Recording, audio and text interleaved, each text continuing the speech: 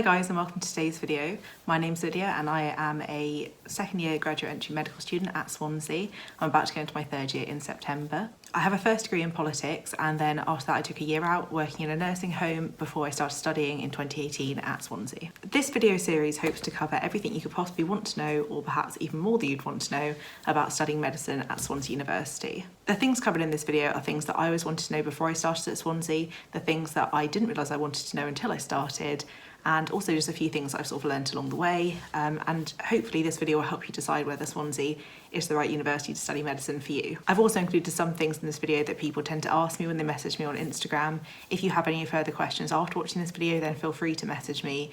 My username is Lydia is a medic, so you can find me there. I will link my Instagram account in the description, so check me out and please follow me. I'm going to broadly split this video series into 3 parts. This part is going to cover how we're taught, so it's going to include things like our case-based learning, our lectures, anatomy, our clinical placements, and anything else that relates to how we're taught and how we learn the skills that we need to become doctors. Part 2 is going to cover assessment, so things like exams, the other projects that we have to do, and also our placement outcomes. Part 3 is going to cover Swansea more generally, so that's going to include what Swansea's like as a city, what it's like studying in Wales, and also what the sort of demographics of the course is, including things like people's first degrees and also their age. So there's going to be timestamps in the description for this video, and if you're particularly interested in something, then feel free to skip ahead to it, and if there's something you're particularly not interested in, then feel free to skip that too. So without further ado, welcome to today's video, which is going to be on how we're taught at Swansea.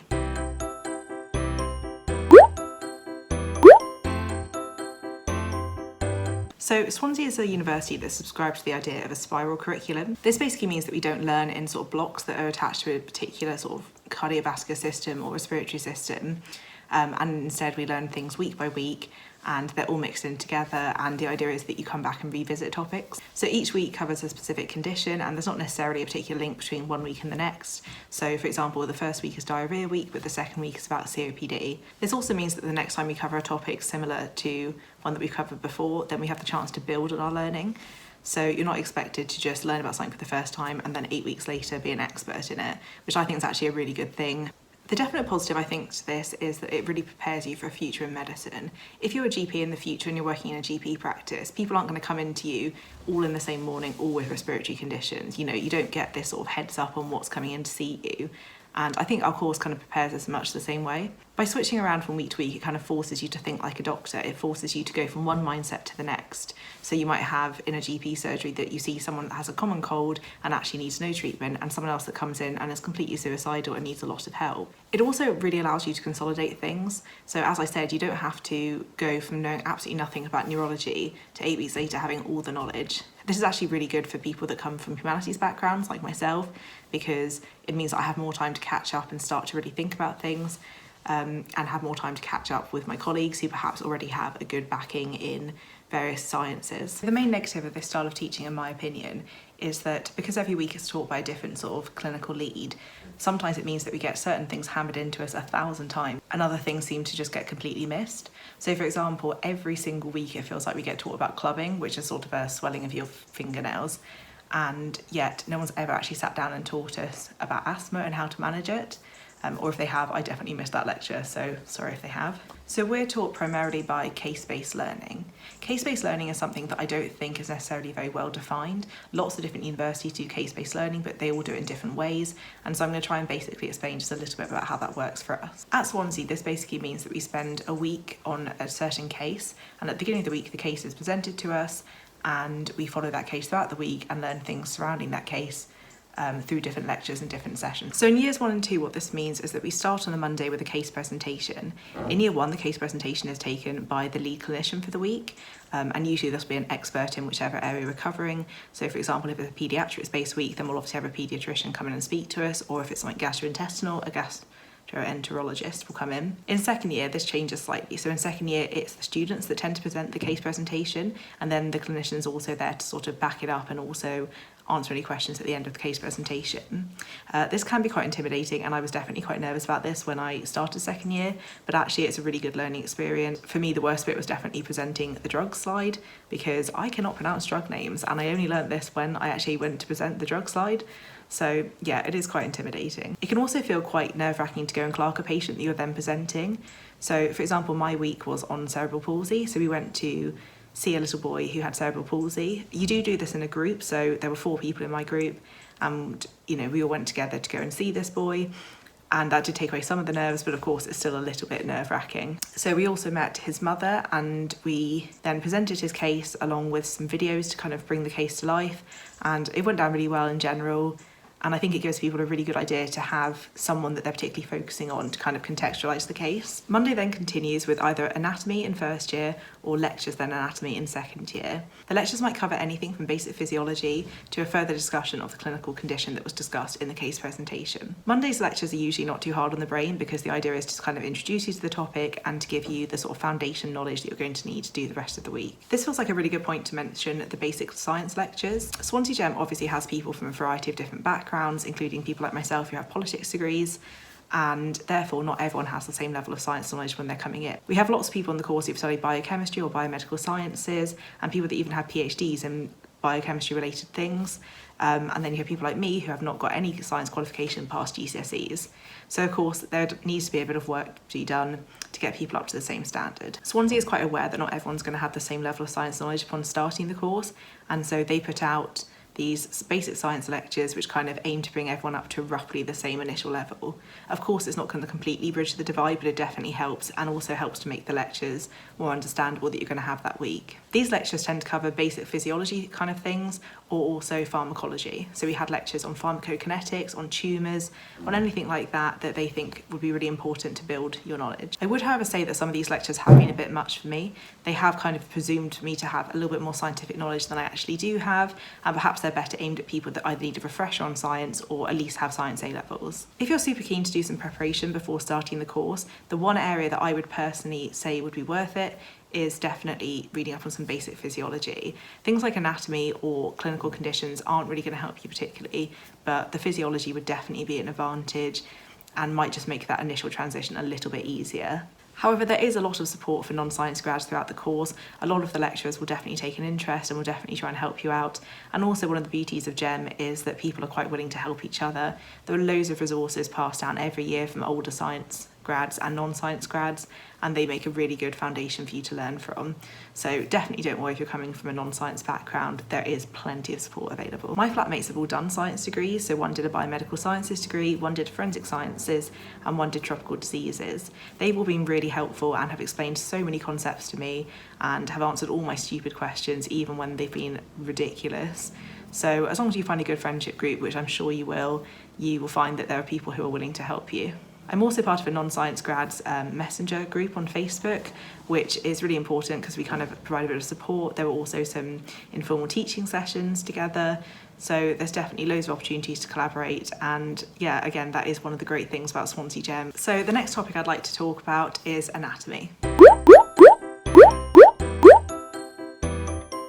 As I mentioned, we have anatomy on Mondays, and the whole year group has anatomy at the same time. Anatomy works a bit like everything else at Swansea. We split into small groups and then rotate around different stations, with the idea being that you get a variety of experience through them. The stations can be on anything from gross anatomy, surface anatomy, radiology, histopathology, and anything else that they think relates to anatomy. Our anatomy tends to happen in groups of around 20 people. Admittedly, not everyone turns up to all the sessions, so these groups tend to run more like at 10 to 15 people, so there's plenty of opportunity for you to ask questions or to get extra help on anything you don't know about. We get fairly clear anatomy objectives at the beginning of the year in a massive PDF, and these are what our anatomy sessions are based on. I'm going to attach a screenshot of the anatomy objectives up here so you can see what a basic week looks like, and this just gives you an idea of what sort of things we're asked to do, and you'll be able to see that there are some different gross anatomy objectives, surface anatomy, and also just general other things. These objectives are also used to create our exams, and so I've learned, perhaps a little bit too late and perhaps towards the end of my time taking anatomy exams, that sticking to the objectives when you're doing a revision is the most important thing, and it's really important to do that to make sure that you cover everything that you're supposed to. There is just too much anatomy to kind of go off on your own tangents and try and learn everything, so I would definitely say that having this PDF is really important to be able to learn what you need to learn. Another question that I get quite a lot on my Instagram is about dissection at Swansea. I've personally never got the hype about dissection, but there you go. Swansea does not have dissection included in the basic course, and it's not something that we get assessed on doing dissection. There is, however, an opportunity to do dissection in your second year. There's an optional course that's run by one of our anatomy teachers, and you get the opportunity to dissect and also do a small presentation about what you've learned from your dissection course. I have friends that have done this course and they said that it was absolutely brilliant, and I think if you have an interest in surgery or even just a general interest in dissection, then it's a great thing to do. However, we do look at pre-dissected cadavers. This is something that comes up in a lot of our anatomy stations. It can be a little bit intimidating at first when you see your first cadaver that's been dissected, but it is a really important part of medicine, and it definitely gives you a better idea of what things look like, not just in the ideal diagrams that you see on paper. This also does come up in exams, so it's definitely worth getting slightly acquainted with them, and there's the opportunity to have additional sessions with the cadavers and the anatomy teachers if you'd like to. The pre-dissected cadavers have been done by people who are sort of experts at dissection, and so they're done to really represent the bits they want us to see, and this really helps when you're preparing for your exams. So our main anatomy teacher is called Sam Webster. Sam actually has a YouTube channel here. I'm going to link it in the description if you want to check it out. His videos, some of them are very in-depth and beyond what we have to learn, but it might just give you a vague idea of the sort of stuff that we need to know, and also shows you that he's a really nice guy who is really helpful if you do need extra help with anatomy. I would like to emphasise again that there is very little to be gained by trying to learn anatomy before you start the course. It's all just random stuff and you'll probably forget it by the time you actually have to know it. So I would definitely say don't bother trying to do that. This is more just an interesting if you want to check out his channel. So for the rest of my weeks in first and second year, we just have a bunch of lectures. I was personally never a big fan of having lectures in my first degree, and thankfully I didn't have many. So going to a degree where we have quite a few lectures has definitely been weird for me. I know for some people that this degree actually has less lectures than their previous degrees, but we usually have about 10 to 15, sometimes up to 20 in a week, and they can be on all sorts of things like I've mentioned, such as physiology, pharmacokinetics, pharmacology, and just general clinical conditions. As I mentioned at the beginning of the week, we have a case presentation when we're introduced to the case. At the end of the week, we have something called an expert forum. This is an opportunity to ask any questions you may have and to speak to the person that's leading the week one last time. Sometimes they also bring in patients who have these conditions or the patient that we've studied for the week. This is a really good opportunity because it means that you can learn firsthand how their condition affects them and what it's like to live with the condition. I truly think this makes us into better doctors and more well-rounded doctors, so it's something that I think more universities should adopt. We also have lectures on pharmacology. In many of these lectures we have worksheets to go through, which really helps you to sort of consolidate your learning there and then, and we also use the BNF quite a lot in the BNF app. The BNF is basically the British National Formulary, I think that's how you say it, and it's where you sort of see the doses of medications, their indications and things like that. So it's a really good tool. These again are quite good lectures, and the aim is to set us up for the prescribing safety exam, which we take at the end of our fourth year. So we also have lectures that fall under this umbrella of medicine, health and society. These lectures to cover things like epidemiology, public health, and basically anything that doesn't fit within the sort of core curriculum. These lectures, unfortunately for them, often fall on a Friday morning, which means the attendance on them isn't always the best, but they are actually really good lectures generally and are definitely worth going to, though I do understand why people don't end up going. They tend to be slightly less examinable, but there's some stuff in them that does get examined, so you definitely need to watch out for what comes up in them. There are many other random lectures and talks that we get throughout the year. They can be on topics such as safeguarding and the Mental Health Act. We also get talks sometimes from doctors who are already in the profession who have faced difficult times through their careers. This can be either professional challenges or also personal challenges and how that's intersected with their jobs. These talks aim to help us to realise that medicine isn't always going to be great and isn't always going to be perfect, but there is support available to you, and there's definitely ways to seek help if you want it and need it. So the next thing I'm going to discuss is something called ICM.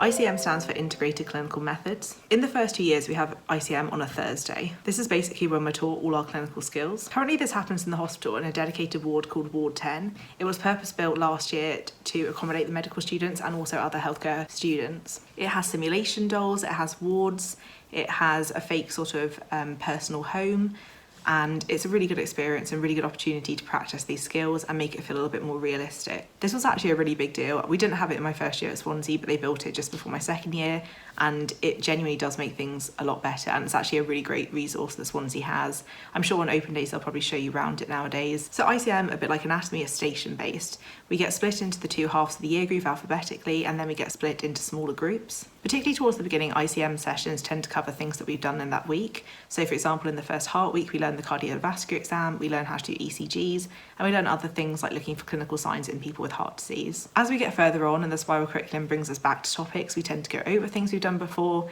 and also just learn other skills that need to be learnt that don't necessarily fit into a specific week. So there are a few different things that we learn. So the first thing that we learn to do are clinical examinations.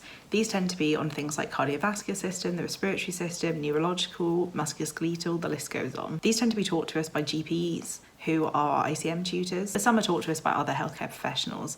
For example, we learn the musculoskeletal stuff from physiotherapists, we learn the dermatological stuff from dermatologists. We go over these loads of times because they make up a really big portion of our exams and also make up a big portion of what we end up doing on placements, particularly in the first few years. So for clinical skills, this includes things like blood taking, cannulas, catheters, ECGs, and basically anything else you can think of that's practical. This is one of the real draws of Swansea, is that we learn to do these things really early, and it means that we're quite competent on placements. People are always quite surprised in our first years that we know how to do these things, but it's a really important part of being a doctor, obviously, and so it's really great that we learn it so early. We practice these on plastic arms, and also if we do catheterisation, we obviously practice it on plastic penises or vaginas and things like that. We tend to have to do one clinical skill per exam session, so it's definitely important to stay up to date on these skills and make sure that you're really competent with them. We also have stations on things like blood results interpretation or radiological interpretation, and these are taught by either radiologists or just other people within the medical school. They're really important and really helpful for exams as well, and they tend to come up in both the data exams and also our written exams. I will talk more about exams in my actual section that's on exams, but that will come in a later video. We also learn to do various talking stations. So we learn to do things called history taking, which is basically when the patient comes in and you have the conversation with them. And we also learn to do explanation stations. History stations you learn from week 1 and actually make up a really important part of what you do in the GP surgery on placement, and also obviously when you're on your bigger placements. So they're very crucial skills to build. Often the histories tend to be focused around topics that we've done that week, and so they're quite good for consolidated learning and making you sort of think more critically about what you've learned that week. In second year, we learn to do explanation stations. This is when you're given a sort of pamphlet about a condition or a subsection of a condition, and then someone will come in and see you and you'll have to explain that to them. So for example, we had one on a lady being diagnosed with multiple sclerosis. So you get given 8 minutes to read the station about multiple sclerosis, and then you have to explain to her her condition. These sound quite daunting, and I think a lot of people really struggle with them. I personally really enjoy them, but I think the beauty of medicine is there's lots of different skills and lots of different areas that different people enjoy. ICM is definitely a lot of people's favourite part of the week. It's obviously an opportunity to actually practice the things that you want to be practicing, and also it's a really good opportunity to feel a bit more like a doctor. We get taught mostly by the GPs and other healthcare professionals, and it's a really good opportunity to sort of build up a good relationship with them. A lot of them also double as personal tutors, so a lot of us have good relationships with them anyway. At the end of each year, they have to give us feedback, and so of course it's important to make a good impression on them, but don't feel really stressed about it because, you know, they're quite chilled and they're all very nice. ICM definitely feels quite full on at first. We definitely go straight in from week 1. There's no sort of messing around first. And so it can feel a little bit intimidating and a little bit out of your depth. And when you first do it, it's a bit like learning to drive. You feel like you're never going to remember everything you need to know, but quickly you do learn it and you get these skills. It is really fun though, and we definitely learn loads, and it does feel a bit like you're a real doctor, so it's great. It also definitely helps with your confidence on placement. If you feel like you can be clinically useful, then placement doesn't seem so daunting, and things like blood taking is something that we have to do a lot on placement, so it's really important to get those skills and to feel confident with them. There are labs at both Singleton and Morriston, which are the two hospitals local to Swansea, where you can go and practice these clinical skills, and it's definitely a good idea to take opportunities to do this. Now I want to talk to you about placements.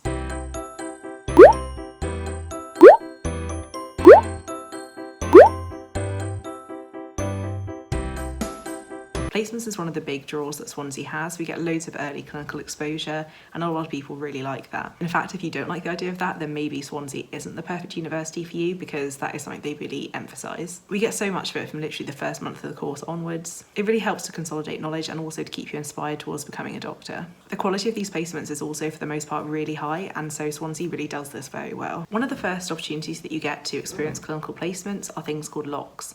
LOCS stands for Learning Opportunities in the Clinical Settings. We get given access via our GEM portal to a massive database of different experiences. These include everything from spending the day with a paramedics team, going into the prison with a psychiatrist, watching ECT in a psychiatric hospital, going with a GP to a football ground, spending a day in an obstetrics ward, watching people give birth. So there's so many different things no matter what area you're interested in. If you can think of a clinical opportunity, it's probably there. You also can arrange your own clinical opportunities, but this is obviously a little bit harder and it won't count towards your LOCS. We select the opportunities that we would like and choose which day that they're offered, that we're available as well, and the people in the medical education office arrange it for us, so it's a really easy process and there's not really much competition for them or anything. And if you can't get it one week, then you'll probably get it another. These are genuinely one of the biggest draws of the first 2 years at Swansea, but it's also something that I don't feel that they emphasise enough because they are such a good opportunity and is a big reason why we all enjoy the course so much. In the first 2 years, we also do CBL, which is community-based learning. This is basically when we spend a day in a GP practice. We do this every couple of weeks. We take history from the patients, we examine them to the best of our ability, and then we present the case back to the doctor and also suggest perhaps differentials or a management plan. This might sound a bit scary, but they do ease you into it. They're not expecting you to do this the first time you ever go there, and it is a really good opportunity to again feel like you're working like a doctor. Obviously the doctor will still take a history from them and will still examine them themselves, and they'll also be the one that ultimately clearly decides the management plan, but it is a really good opportunity. So for CBL you go to a GP practice, which can be anywhere from central Swansea to about an hour away. You'll be allocated a group which will either be 2 or 4 people, and then you tend to get paired up within that group so that you're not often alone with patients when you are examining them and things like that. I wasn't friends with anyone in my groups before I started, but I quickly made friends with them and actually had a really good time with all of them. It's also a really good opportunity to get to know different people on your course. They do try and pair people up who can drive with people that can't drive, so you don't have to worry too much about being able to get to your placement. I think there's that slight fear that you're going to get sent an hour away with no way of getting there, but that's definitely not true. These opportunities, a bit like LOCS, are very much what you make of them, and so it's really important that you're quite upfront with the GP about what you'd like to get out of it. Make sure that they know what you're comfortable with and what you want to achieve from it, and then you'll definitely get the best outcomes. So the other medical clinical experience that we get at Swansea are obviously the big placements. These are split into 2 types: clinical apprenticeships, which we do in our first 2 years, and then specialty attachments, which we do in our second 2 years. Clinical apprenticeships are basically aimed at getting us used to the hospital environment and getting us to have a bit of a feel for being on the ward. They're also aimed at allowing us to build on our clinical skills. In the first few weeks of first year, we get sent a form which allows us to fill in what our preferred areas would be to do clinical apprenticeships in. They're clumped into like vaguely similar specialties. So for example, all the core surgical specialties are clumped together, all the core medical ones are. Weirdly, there's a clump that's like psychiatry, women's health and paediatrics. So some things are slightly random. You then choose your favourite 2 topics and then you rank the specialties within them. I personally ranked the core medical because I wanted to do geriatrics as my second choice, and I ranked the psychiatry one as my first choice. Getting your top choices isn't guaranteed, but it gives them an idea of what people roughly would like to do. I was actually really lucky and got given both geriatrics and psychiatry. I was also allocated A&E, but I ended up spending half of it in A&E and half of it in cardiology for various reasons. Specialty attachments are quite similar. We don't put any preferences in because the specialties are already pre-decided, so that everyone gets the same sort of rough clinical exposure. For these, we tend to get given quite specific outcomes and sign-offs to be done for them so that they make sure that we're seeing the same sort of things. We rotate through the different specialties in groups, which tend to stay roughly the same throughout the 3rd year and 4th year. I obviously can't give too much more information about this because I haven't gone into 3rd year yet, but hopefully I'll give you guys an update once I know a little bit more about them. I'm actually not doing any specialty attachments next year. I'm going into the Primary Care Academy. I'm spending a year in a GP practice in Powys, which is in sort of East Wales, and I'm really looking forward to that. I'm now just going to cover really quickly a few things that I wanted to know in relation to placements before starting at Swansea, and things that I sort of particularly worried about, as well as things that people have asked me quite a few times. The first thing which I think people often want to know is the location of them.